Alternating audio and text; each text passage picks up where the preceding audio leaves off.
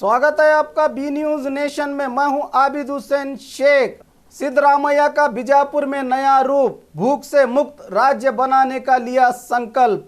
बीजापुर शहर के 400 करोड़ से ज्यादा के विविध सरकारी इलाकों से किए गए और होने वाले अभिवृद्धि कामों का उद्घाटन और संघीय बुनियाद रखते हुए कई नए योजनाओं का ऐलान और जनता के हित में होने वाले कामों को दिखाई हरी झंडी। इसी अवसर पर कांग्रेस की ओर से किए गए साधना पुस्तक का भी लोकार्पण किया गया। इस मौके पर सिद्धरामैया ने बीजेपी को आड़े हाथों लेते हुए दोगली और जनता को धोखा देने वाली पार्टी बताया। जनता से आग्रह किया कि जेल में गए और जाने वालों को अधिकार न दे। आने वाले चुनाव में प्रचार के दौरान बीजेपी अमित शाह, नरेंद्र मोदी और येडियुरप्पा को नीलाम करने की बात की। कांग्रेस सरकार समाजी इंसाफ और मन की बात नहीं, काम की बात करने वाली सरकार बताया। टीपू जयंती का विरोध करने वालों को करारा जवाब देते हुए हर हाल में टीपू जयंती मनाने की बात की। इस मौके पर राज्य को भूख से मुक्त राज्य बनाने का संकल्प लिया गया। दोबारा राज्य में कांग्रेस अधिकार में आने की उम्मीद जताते हुए आने वाले चुनाव में डॉक्टर मकबूल बागवान के किए गए अभिवृद्धि कामों को देखते हुए फिर से इन्हें आशीर्वाद और अपना नुमाइंदा चुनकर बीजापुर की तरक्की और खुशहाली में हिस्सा बनकर कांग्रेस के हाथ मजबूत करते हुए फिर से रियासत में कांग्रेस को अधिकार दिलवाने की गुजारिश करते हुए मकबूल बागवान को लोगों से आशीर्वाद करने को कहा। बागवान बात कम काम ज्यादा करने वालों में से एक हैं। कहा, मैं वो वादा नहीं करता, मैं बात अपनी औकात से ज्यादा नहीं करता। जिसे निभा ना सकूं मैं वो वादा नहीं करता, मैं बात अपनी औकात से ज्यादा नहीं करता। भले तमन्ना रखता हूं मैं आसमान को छू लेने की, भले तमन्ना रखता हूं मैं आसमान को छू लेने की, मगर किसी औरों को गिराने का इरादा नहीं रखता।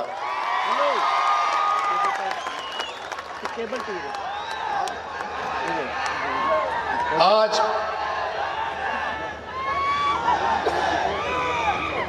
2013 में इलेक्शन में आपकी दुआओं से मैं एमएलए बना। ವಿಜಯಪುರ ಜಿಲ್ಲೆ ಬಸವಣ್ಣನ ನಾಡು, ವಿಜಯಪುರ ನಗರ ಇವತ್ತು ದಿವಸ ಆದಿಲ್ ಶಾಹಿಯ ನಾಡು. ಇದು ಐತಿಹಾಸಿಕ ನಗರ. ವಿಜಯಪುರ ಜಿಲ್ಲೆಯಲ್ಲಿ ಒಂದು ಸಂದರ್ಭ ಆದಿಲ್ ಶಾಹಿ ಮಹಾರಾಜರು ಸುಮಾರು 370 ವರ್ಷ ಹಿಂದಗಡೆ ಒಂದು ಅತ್ಯಂತ ಪ್ರಗತಿಪರವಾದಂತಹ ನಗರವನ್ನು ಸ್ಥಾಪಿಸಿರುವಂತಹದ್ದು. ಇವತ್ತು ಐತಿಹಾಸಿಕ ಗೋಲ್ ಗುಂಬಜ್, ಐತಿಹಾಸಿಕ ಇಬ್ರಾಹಿಂ ರೋಜಾ, ಭಾರತ ದೇಶದಲ್ಲಿ ಅತ್ಯಂತ ಹೆಚ್ಚಿನ ಸ್ಮಾರಕಗಳನ್ನು 80ಕ್ಕೂ ಹೆಚ್ಚಿಗೆ ಸ್ಮಾರಕಗಳನ್ನು ಹೊಂದಿದಂತಹ ನಗರ ವಿಜಯಪುರ ನಗರ. ಅಂದು ಐತಿಹಾಸಿಕವಾಗಿ ಮಮದಾಪುರ ಕೆರೆಯನ್ನ,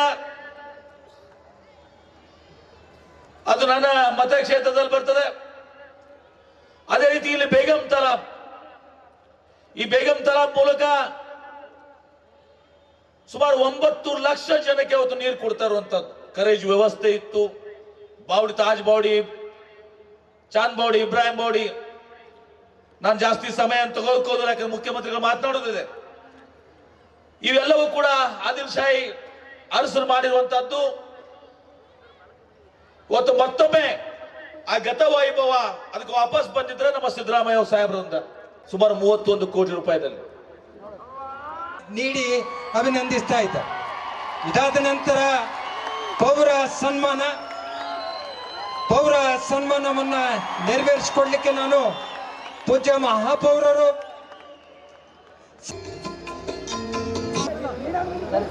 ಇವತ್ತು ವಿಜಯಪುರ ನಗರದಲ್ಲಿ ಕುಡಿಯ ನೀರಿನ ಸಮಸ್ಯೆ ಬಹಳ ಇತ್ತು. ಬಾಗವಾನ್ ರವರು ಮತ್ತೆ ಜಿಲ್ಲಾ ಉಸ್ತುವಾರಿ ಸಚಿವರು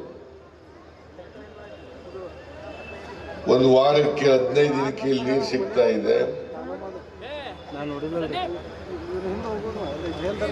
ವಿಜಯಪುರ ನಗರಕ್ಕೆ 24/7 ವಾರದಲ್ಲಿ 7 ದಿನ 24 ಗಂಟೆ ನೀರು ಕೊಡಬೇಕು. ಅದಕ್ಕೋಸ್ಕರವಾಗಿ ಅದನ್ನ ಮಂಜೂರು ಮಾಡಿಕೊಡ್ಬೇಕು ಅಂತೇಳಿ ಒತ್ತಾಯವನ್ನ ಮಾಡಿದ್ರು. ಇವತ್ತು ಅದನ್ನ ಮಂಜೂರು ಮಾಡಿ ಟೆಂಡರ್ ಕರೆದು ಆ ಕೆಲಸ ಪ್ರಾರಂಭ ಆಗಿದೆ. ಅದಕ್ಕೂ ಅದರಿಂದ 300 ಕೋಟಿ ರೂಪಾಯಿಗಳನ್ನು ಕೊಡ್ತೀವಿ. ಆಮೇಲೆ ಇನ್ನೊಂದು ಮನವಿ ಏನು ಅಂತಂದ್ರೆ, ಬಾಗವಾನ್ದು ನಮ್ಮಲ್ಲಿ ಅಂಡರ್ ಗ್ರೌಂಡ್ ಕೇಬಲ್ ಹಾಕೊಡ್ಬೇಕು. ಬಹುಶಃ ಯಾವ ನಗರಗಳಲ್ಲೂ ಅಂಡರ್ ಗ್ರೌಂಡ್ ಕೇಬಲ್ ಹಾಕಿಲ್ಲ. ಬಟ್ ನಮ್ಮ ಸರ್ಕಾರ ಬಂದ್ಮೇಲೆ, ಬಾಗವಾನ್ MLA ಆದ್ಮೇಲೆ ಪುರಸಭೆ ಇತ್ತು, ಇಲ್ಲಿ ನಗರಸಭೆ ಇತ್ತು. ನಗರಸಭೆಯನ್ನ ಮೇಲ್ದರ್ಜೆಗೇರಿಸಿ ಈಗ ನಗರ ಪಾಲಿಕೆಯನ್ನು ಕೂಡ ಮಹಾನಗರ ಪಾಲಿಕೆ, ಎರಡೂ ಒಂದೇ. ಮಹಾ ಅಂದ್ರೂ ಒಂದೇ, ನಗರ ಪಾಲಿಕೆ ಅಂದ್ರೂ ಒಂದೇ ಆಗಿದೆ. ಯಾವ ಪ್ರದೇಶ ಲೆಫ್ಟ್ ಔಟ್ ಆಗಿದೆ ಆ ಪ್ರದೇಶಕ್ಕೂ ಕೂಡ UGD ಮಾಡಬೇಕು ಅಂತೇಳಿ ಒತ್ತಾಯ ಇದೆ. ಅದ್ರ ಬಗ್ಗೆನೂ ಕೂಡ ಸರ್ಕಾರ ಗಂಭೀರವಾಗಿ ಪರಿಗಣಿಸ್ತದೆ ಅಂತಕ್ಕಂಥ ಮಾತನ್ನ ಈ ಸಂದರ್ಭದಲ್ಲಿ ಹೇಳಲಿಕ್ಕೆ ಬಯಸ್ತಾ ಇದ್ದೇನೆ. ಇನ್ನೇನು ಅಷ್ಟೇ ಬಾಗವಾನ್ ಹೆಚ್ಚು ಮಾತಾಡಲ್ಲ, ಆದ್ರೆ ಹೆಚ್ಚು ಕೆಲಸ ಮಾಡ್ತಕ್ಕಂಥ ಒಬ್ಬ ಜನಪರವಾಗಿರ್ತಕ್ಕಂಥ ಶಾಸಕ.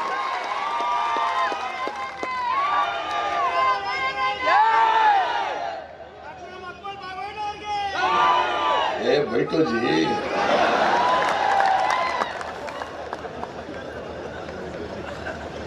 ಕೆಲವರು ಹೆಚ್ಚು ಮಾತಾಡ್ತಾರೆ, ಆದ್ರೆ ಕೆಲಸ ಕಡಿಮೆ ಇರ್ತದೆ.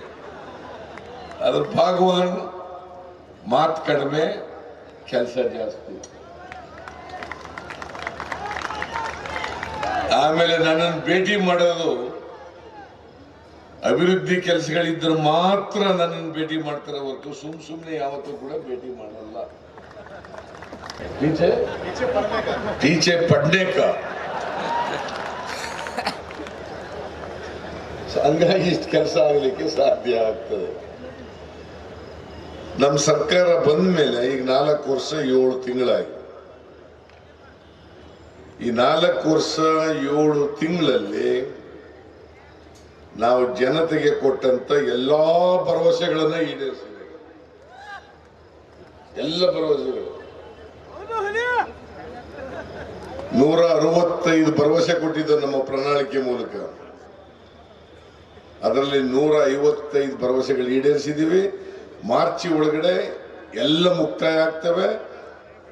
ಪ್ರಣಾಳಿಕೆಯಲ್ಲಿ ಹೇಳದೇ ಇದ್ದಂತ ಇನ್ನು ಎಷ್ಟೋ ಕಾರ್ಯಕ್ರಮಗಳನ್ನ ಇವತ್ತು ನಾವು ಜಾರಿ ಕೊಟ್ಟಿದ್ದೀವಿ.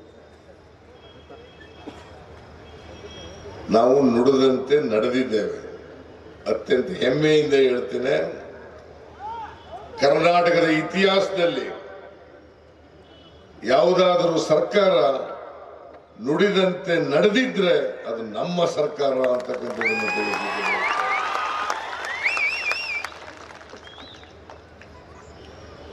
ನರೇಂದ್ರ ಮೋದಿ ಅವರು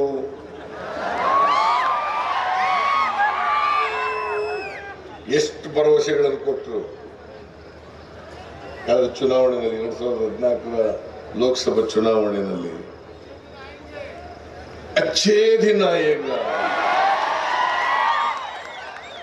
क्या आएगा क्या नहीं आएगा, क्या बात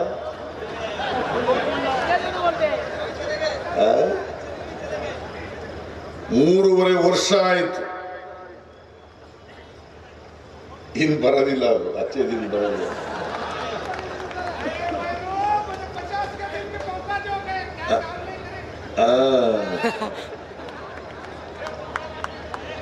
ಬರೀ ಮನ್ ಕಿ ಬಾತ್ ಆಯ್ತು ಅಷ್ಟೇ, ಕಾಮ್ ಕಿ ಬಾತ್ ನಹೀ ಹೈ. ಮನ್ ಕಿ ಬಾತ್. ಅದಕ್ಕೆ ನಾನು ಹೇಳಿದೆ, ನರೇಂದ್ರ ಮೋದಿ ಅವ್ರದ್ದು ಮನ್ ಕಿ ಬಾತ್ ಖಾಲಿ ಬಾತ್, ನಮ್ದು ಕಾಮ್ ಕಿ ಬಾತ್.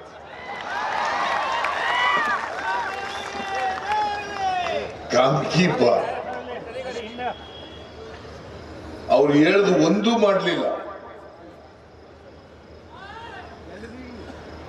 ಮಾತೆತ್ತಿದ್ರೆ ಬಿಜೆಪಿಯವರು ಸಬ್ಕೆ ಸಾಥ್ ಸಬ್ಕೆ ವಿಕಾಸ್.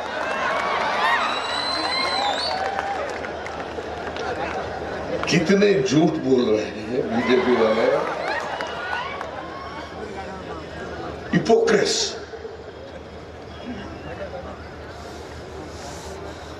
ಆತ್ಮವಂಚಕರು.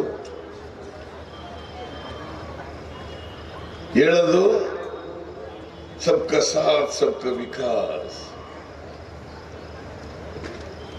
ಆದರೆ ಅಲ್ಪಸಂಖ್ಯಾತರೇ ನೀವು ಬರಬೇಡಿ ಒಳಗಡೆಗೆ.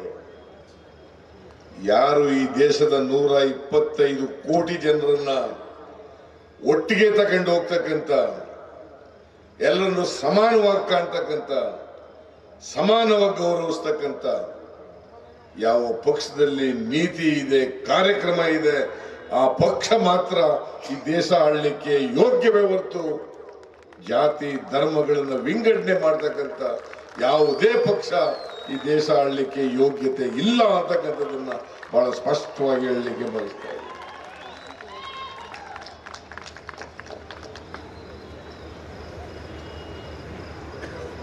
ಬಹಳ ಬಿಜೆಪಿಯವರು ಪ್ರತಿಪಾದನೆ ಮಾಡೋದು ಯಾವಾಗಲೂ ಹಿಂದೂ ರಕ್ಷಕರು ನಾವು, ಹಿಂದುತ್ವವಾದಿಗಳು. ನಾವೆಲ್ಲ ಹಿಂದೂಗಳಲ್ವಾ? ಇಲ್ಲಿ ಕೂತಿರೋರೆಲ್ಲ ಹಿಂದೂಗಳಲ್ವಾ? ಏನ್ ಹಿಂದುತ್ವ, ಏನ್ ಇವ್ರೆ ಗುತ್ತಿಗೆ ತಗೊಂಡ್ಬಿಟ್ಟ ರೀತಿ ಮಾತಾಡ್ತಾರೆ. ಯಾಕೆ ಮಾತಾಡ್ತಾರೆ ಅಂತಂದ್ರೆ ಹಿಂದೂ ಮುಸಲ್ಮಾನರ ನಡುವೆ ಜಗಳ ಮಾಡಿಸ್ಲಿಕ್ಕೋಸ್ಕರ. ಇವರಿಗೆ ಧರ್ಮಗಳ ನಡುವೆ ಸಂಘರ್ಷ, ಜಾತಿಗಳ ನಡುವೆ ಬೆಂಕಿ ಇಡ್ತಕ್ಕಂಥದ್ದು. ಮೊನ್ನೆ ಒಬ್ಬ RSS ನವರು ಭಾಷಣ ಮಾಡಿದ್ದಾನೆ ಇಲ್ಲೆಲ್ಲೋ ಹುಬ್ಬಳ್ಳಿನಲ್ಲಿ. ರಘುನಂದನ್ ಅಂತ ಒಬ್ಬ RSS ಪ್ರಚಾರಕ. ಏನ್ ಭಾಷಣ ಮಾಡಿದ್ದಾನೆ ಗೊತ್ತಾ? ನಿಮ್ಮಲ್ಲೆಲ್ಲ ಪೊಲೀಸ್ನವ್ರು ಇಲ್ಲದೆ ಹೋಗಿದ್ರೆ ನಮ್ಮ ಕೈಲೆಲ್ಲ ಜಾಂಡ ಇರ್ತಿರ್ಲಿಲ್ಲ, ಈ ಜೆಂಡ ಇರ್ತಿರ್ಲಿಲ್ಲ. ಇದಿರ್ತಿದ್ದದ್ದು ಖಡ್ಗ ಇರ್ತಾ ಇತ್ತು ಕೈನಲ್ಲಿ, ಕಲ್ಲುಗಳು ಇರ್ತಿದ್ದು ಕೈನಲ್ಲಿ, ಖಡ್ಗ ಇರ್ತಿತ್ತು, ಕಲ್ಲುಗಳು ಇರ್ತಿದ್ದು ನಮ್ಮ ಕೈನಲ್ಲಿ. ಮತ್ತೆ ಈ ರೀತಿ ಪ್ರಚೋದನಾಕಾರಿಯಾದಂತ ಭಾಷಣ ಮಾಡ್ತಾರಲ್ಲ, ಇವರು ಸಾರ್ವಜನಿಕ ಜೀವನದಲ್ಲಿ ಇರ್ಲಿಕ್ಕೆ ನಾಲಾಯಕು ಅಂತಕ್ಕಂಥ ಮಾತನ್ನ ಹೇಳಲಿಕ್ಕೆ ಬಯಸ್ತಾ ಇದ್ದಾರೆ. ಜನರಿಗೆ ಧಾರ್ಮಿಕ ಭಾವನೆಗಳನ್ನು ಕೆರಳಿಸಿ ಪ್ರಚೋದನಕಾರಿಯಾದಂಥ ಭಾಷಣಗಳನ್ನು ಮಾಡಿ ಸಮಾಜದಲ್ಲಿ ಅಶಾಂತಿಯನ್ನ, ಸಾಮರಸ್ಯವನ್ನ ಹಾಳು ಮಾಡ್ತಕ್ಕಂಥದ್ದು. ಇದಕ್ಕೆ ಯಾರು ಕೂಡ ಇಂಥವರಿಗೆ ಗೌರವಿಸಬಾರದು, ಇವ್ರನ್ನ ರಾಜಕೀಯದಲ್ಲಿ ಬೆಂಬಲಿಸಬಾರದು ಅಂತೇಳಿ ನಾನು ಅತ್ಯಂತ ಕಳಕಳಿಯಿಂದ ಮನವಿಯನ್ನು ಮಾಡ್ತೇನೆ. ನಾವೆಲ್ಲ ಭಾರತೀಯರು, ಆಮೇಲೆ ಹಿಂದೂಗಳು, ಮುಸಲ್ಮಾನರು, ಕ್ರಿಶ್ಚಿಯನ್ರು ಅಂತ ಹೇಳೋದು.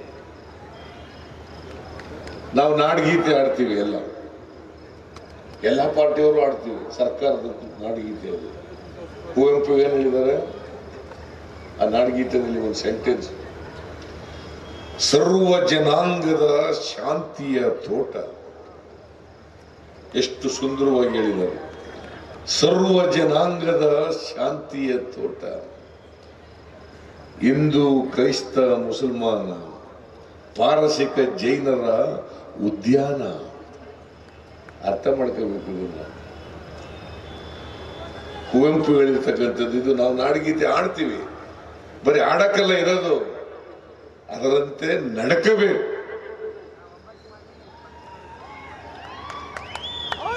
ನಮ್ಮ ನಡವಳಿಕೆಯಲ್ಲಿ ಇರಬೇಕು. ಇವರು ಈ ಧಾರ್ಮಿಕ ಭಾವನೆಗಳನ್ನ ಕೇಳಿಸೋದು ಬಿಟ್ರೆ ಹಿಂದುತ್ವ ದೇಶದಲ್ಲಿ ಬೇರೆ ಬೇರೆ ಹಿಂದೂ ಸಂಬಂಧಪಟ್ಟದ್ದು. ಈಗ ನನ್ನ ಹೆಸರು ಸಿದ್ದರಾಮಯ್ಯ,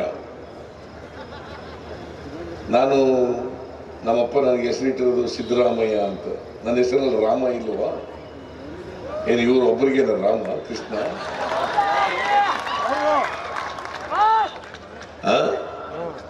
ಇವರೊಬ್ಬರೇನ ರಾಮಕೃಷ್ಣನ ಹೆಸರು ಹೇಳೋರು? ನಾವು ರಾಮಕೃಷ್ಣನ ಹೆಸರು ಹೇಳ್ತೀವಿ. ಸೊ ಹೀಗೆ ಸಮಾಜ ಒಡಿತಕ್ಕಂಥ ಕೆಲಸ ಯಾರು ಮಾಡಬಾರ್ದು. ನಾವು ಸಮಾಜವನ್ನ ಜೋಡಿಸ್ತಕ್ಕಂಥದ್ದು. ಕಾಂಗ್ರೆಸ್ ಪಕ್ಷ ಮಾತ್ರ ಎಲ್ಲಾ ಜನರನ್ನು ಒಟ್ಟಿಗೆ ತಗೊಂಡು ಹೋಗ್ತಕ್ಕಂಥ ಪಕ್ಷ, ಅದರಲ್ಲಿ ನಂಬಿಕೆ ಇಟ್ಕೊಂಡಿರ್ತಕ್ಕಂಥವ್ರು ನಾವು. ಅದಕ್ಕೆ ಈ ದೇಶಕ್ಕೆ ಜಾತ್ಯತೀತ ತತ್ವ, ಸಾಮಾಜಿಕ ನ್ಯಾಯ, ಎಲ್ರಿಗೂ ಸಮಾನ ಅವಕಾಶ, ಎಲ್ಲ ಧರ್ಮಗಳಿಗೆ ಸಮಾನ ಗೌರವ, ಇದು ನಮ್ಮ ಸಂವಿಧಾನದ ಧ್ಯೇಯ. ಸಂವಿಧಾನದ ಧ್ಯೇಯವನ್ನ ಈಡೇರಿಸ್ತಕ್ಕಂಥದ್ದು ನಮ್ಮೆಲ್ಲರ ಕರ್ತವ್ಯ. ಇವತ್ತು ಬಡವರಿಗೆ ಅನ್ನ, ವಸತಿ ಇಲ್ಲದವರಿಗೆ ಮನೆ, ಶಿಕ್ಷಣ, ಆರೋಗ್ಯ, ವಿದ್ಯುತ್ ಶಕ್ತಿ, ನೀರಾವರಿ, ಇವೆಲ್ಲಕ್ಕೂ ಕೂಡ ಇವತ್ತು ಒತ್ತು ಕೊಟ್ಟಿದ್ದೀವಿ ನಾವು. ಬಿಜೆಪಿಯವ್ರ ತರಹ ಬಿಜೆಪಿಯವರು ಏನ್ ಹೇಳ್ತಾರೆ ಅಂತಂದ್ರೆ ಕಾಂಗ್ರೆಸ್ ಮುಕ್ತ ಮಾಡ್ತೀವಿ. ನಾವು ಬಿಜೆಪಿ ಮುಕ್ತ ಅಂತ ಹೇಳಕ್ ಹೋಗಲ್ಲ. ನಾವು ಪ್ರಜಾಪ್ರಭುತ್ವ ವ್ಯವಸ್ಥೆಯಲ್ಲಿ ವಿರೋಧ ಪಕ್ಷಗಳು ಕೂಡ ಇರಬೇಕು. ನಮ್ಮದು ಹಸಿವು ಮುಕ್ತ ರಾಜ್ಯ ಮಾಡಬೇಕು ಅಂತಕ್ಕಂಥದ್ದು ನಮ್ಮ ಗುರಿ. ಅದಕ್ಕೋಸ್ಕರನೇ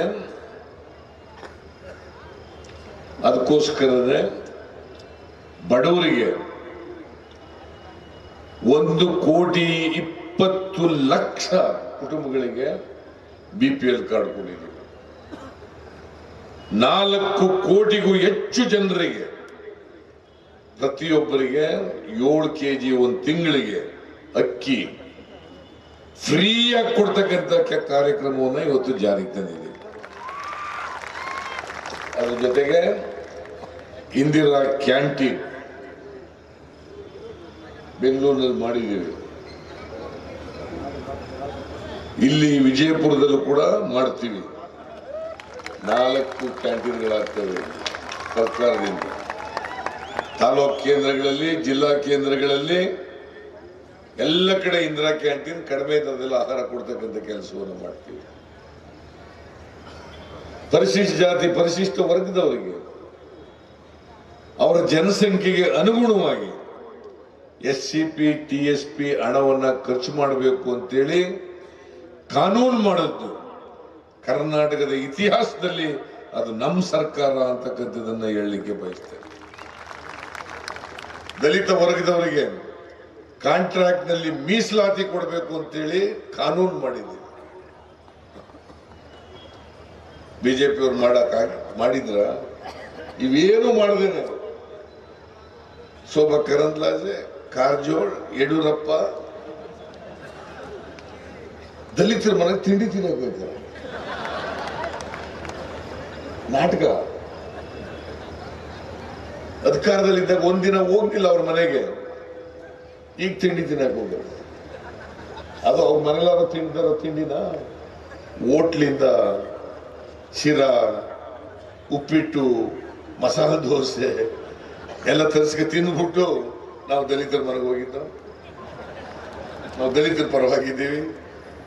ಇವತ್ತು ಯಾರಾದರೂ ದಲಿತರ ಪರವಾಗಿ ದಲಿತರಿಗೆ ನ್ಯಾಯ ಕೊಟ್ಟಿದ್ರೆ, ಸಾಮಾಜಿಕ ನ್ಯಾಯ ಕೊಡ್ತಕ್ಕಂಥ ಪ್ರಾಮಾಣಿಕ ಪ್ರಯತ್ನ ಮಾಡಿದ್ರೆ ಅದು ಕಾಂಗ್ರೆಸ್ನಿಂದ ಮಾತ್ರವೇ ಹೊರತು ಬೇರೆ ಯಾವ ಪಕ್ಷದಿಂದ ಅಲ್ಲ, ಬಿಜೆಪಿಯಿಂದ ಅಲ್ಲ.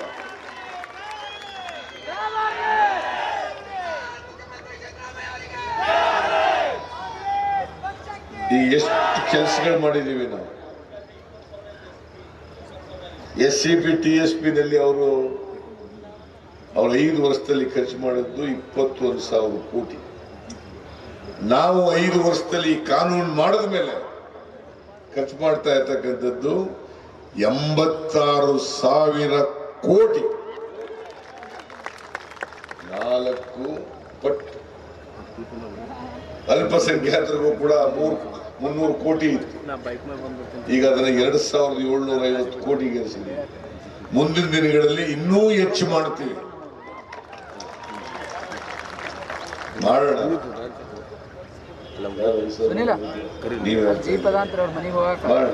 ಹೆಚ್ಚು ಮಾಡೋಣ, ಬಜೆಟ್ ಗಾತ್ರ ಹೆಚ್ಚಾಗುತ್ತೆ, ಅದು ನಿಮಗೂ ಹೆಚ್ಚು ಮಾಡೋಣ, ಮಾಡಬೇಕು.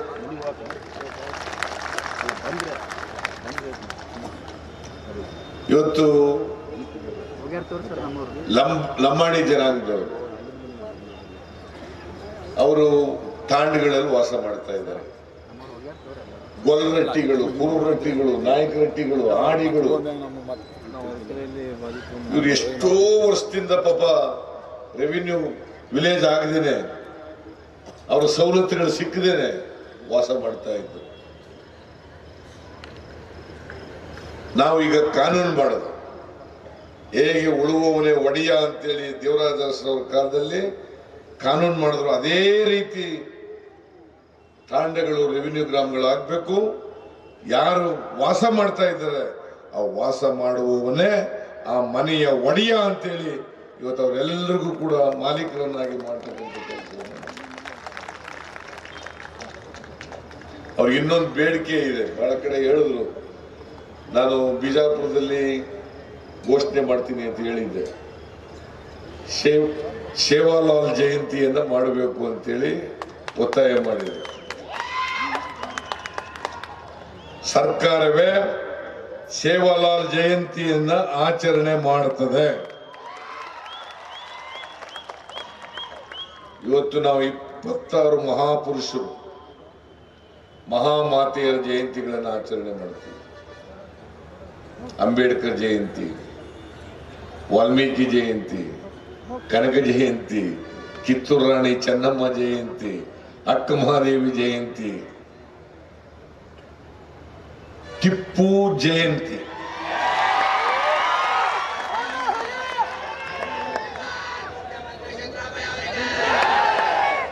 ಮೂರು ವರ್ಷದಿಂದ ಮಾಡ್ತಾ ಇದ್ದೀವಿ, 3 ವರ್ಷದಿಂದ. ಈ ವರ್ಷ ಬಹಳ ವಿರೋಧ ಮಾಡಕ್ ಶುರು ಮಾಡಿದ್ರು ಬಿಜೆಪಿಯವರು. ಟಿಪ್ಪು ಜಯಂತಿಯನ್ನ ಮಾಡ್ಲಿಕ್ಕೆ ಬಿಡಲ್ಲ. ನಾನು ಹೇಳಿದೆ, ನೀವೇನೇ ಮಾಡಿದ್ರು ಕೂಡ ನಾನು ಮಾಡೇ ಮಾಡ್ತೀನಿ ಅಂತ ಹೇಳಿ.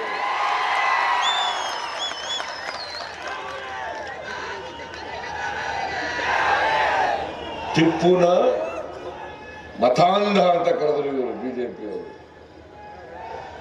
ಇದೇ ಬಿಜೆಪಿಯವರು, ಇದೇ ಯಡಿಯೂರಪ್ಪ KJP ಪಾರ್ಟಿ ಮಾಡಿದ್ರು, ನಿಮ್ಗೆಲ್ಲ ಜ್ಞಾಪಕ ಇರ್ಬೇಕಲ್ಲ. ಆಗ ಟಿಪ್ಪು ಜಯಂತಿ ಬಂದಾಗ ನನಗೆ ಹಾಕಿದ್ರೆ ಪೇಟ, ಟಿಪ್ಪು ಪೇಟ, ಖಡ್ಗ, ಡ್ರೆಸ್ಸು ಅಲ್ಲಿ ಹಾಕಿಬಿಟ್ಟು ಟಿಪ್ಪು ದೇಶಭಕ್ತ ಅಂತ ಇದೇ ಯಡಿಯೂರಪ್ಪ ಹೇಳಿದ್ರು. ಈಗ ಟಿಪ್ಪುನ ಮತಾಂಧ ಅಂತ ಹೇಳ್ತಾರೆ. ಇದೇ ಜಗದೀಶ್ ಶೆಟ್ಟರ್, ಶೇಖಾಲಿ ಅಂತ ನಮ್ಮ ಮೈಸೂರಿನವರು, ಅವರು ಹಿಸ್ಟ್ರಿ ಪ್ರೊಫೆಸರ್, ಅವರೊಂದು ಪುಸ್ತಕ ಬರೆದಿದ್ದಾರೆ, ಟಿಪ್ಪು ಎ ಕ್ರುಸೇಡರ್ ಅಂತ ಒಂದು ಪುಸ್ತಕ ಬರೆದಿದ್ದಾರೆ. ಅದಕ್ಕೆ ಮುನ್ನುಡಿ ಬರೆದಿರೋರು ಯಾರು ಗೊತ್ತಾ? ಅವತ್ತು ಮುಖ್ಯಮಂತ್ರಿ ಆಗಿದ್ದಂತ ಜಗದೀಶ್ ಶೆಟ್ಟರ್. ಅಲ್ಲೇನ್ ಬರೆದಿದ್ರು? ಟಿಪ್ಪು ಒಬ್ಬ ದೇಶ ಪ್ರೇಮಿ, ಸ್ವಾತಂತ್ರ್ಯ ಹೋರಾಟಗಾರ ಅಂತ ಅಲ್ಲಿ ಬರೆದುಬಿಟ್ಟು ಈಗ ಟಿಪ್ಪು ಮತಾಂಧ, ಕನ್ನಡಿಗರ ವಿರೋಧಿ ಅಂತ ಹೇಳ್ತಿದ್ರಲ್ಲ. ನಿಮ್ ನಾಲ್ಗೆ ಒಂದಿದೆಯಾ, ಎರಡಿದೆಯಾ? ನಾಚಿಕೆ ಆಗಲ್ಲ ನಿಮಗೆ?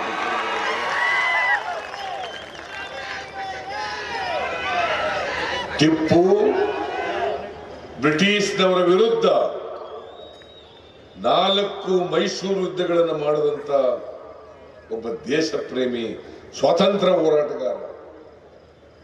3ನೇ ಯುದ್ಧ ಸೋಲ್ತಾರೆ. ಆ ಯುದ್ಧ ಖರ್ಚು ಕೊಡಬೇಕು ಅಂತ ಬ್ರಿಟಿಷ್ನವರು ಕಂಡೀಷನ್ ಹಾಕ್ತಾರೆ. ಅಷ್ಟು ದುಡ್ಡು ಕೊಡ್ಲಿಕ್ಕೆ ಟಿಪ್ಪು ಹತ್ರ ದುಡ್ಡಿರಲ್ಲ. ಟಿಪ್ಪು ತನ್ನ 2 ಮಕ್ಕಳನ್ನ ಅಡ ಇಟ್ಬಿಡ್ತಾರೆ. ಬಹುಶಃ ನಮ್ಮ ದೇಶದ ಇತಿಹಾಸದಲ್ಲಿ ಒಬ್ಬ ರಾಜ ಸೋತು ತನ್ನ ಮಕ್ಕಳನ್ನ ಅಡ ಇಟ್ಟಿರ್ತಕ್ಕಂಥ ನಿದರ್ಶನ ಎಲ್ಲೂ ಕೂಡ ನೋಡ್ಲಿಕ್ಕೆ ಸಾಧ್ಯ ಇಲ್ಲ.